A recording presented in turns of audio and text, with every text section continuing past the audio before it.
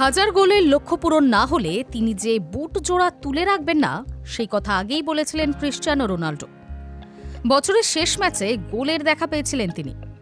মাঝে অবশ্য আল আহলি সৌদের বিরুদ্ধে গোল পাননি, তবে এক ম্যাচের গোলের খরা কাটালেন তিনি। সৌদি প্রো লিগে আল কাদসিয়ার বিরুদ্ধে গোল করে টানা ২৫ বছর গোল করার বিরল নজির করলেন CR7।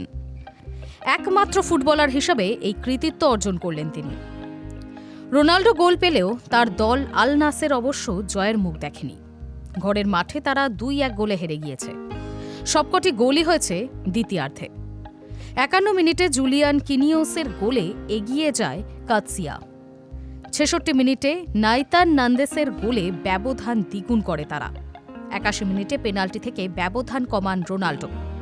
সফল স্পট কিকে গোল করার পর বিরল এক নজির গড়েন ৪০ বছর বয়সী তারকা। পেশাদার কেরিয়ারে এই নিয়ে টানা ২৫ বছর গোল করেছেন পর্তুগিজ মহাতারকা।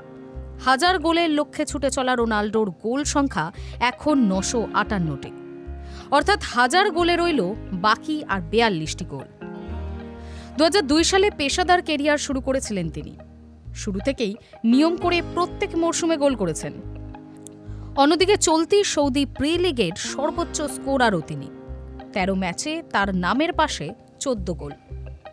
সৌদি প্রো লিগের ইতিহাসে প্রথম দল হিসেবে টানা ১০ ম্যাচ জিতলেও আচমকাই যেন দিকভ্রান্ত আল নাসের।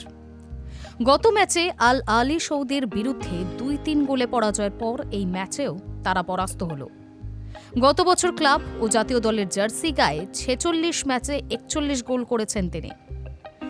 উল্লেখ্য, গ্লোব সকার অ্যাওয়ার্ডে টানা ৩ বার মধ্যপ্রাচ্যের সেরা হয়েছিলেন রোনাল্ডো।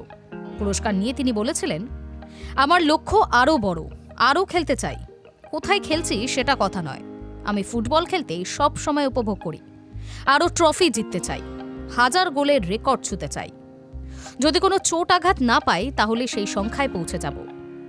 অর্থাৎ হাজার গোল না হলে তিনি যে অবসর নেবেন না তা অনুমেয়। Hi news network.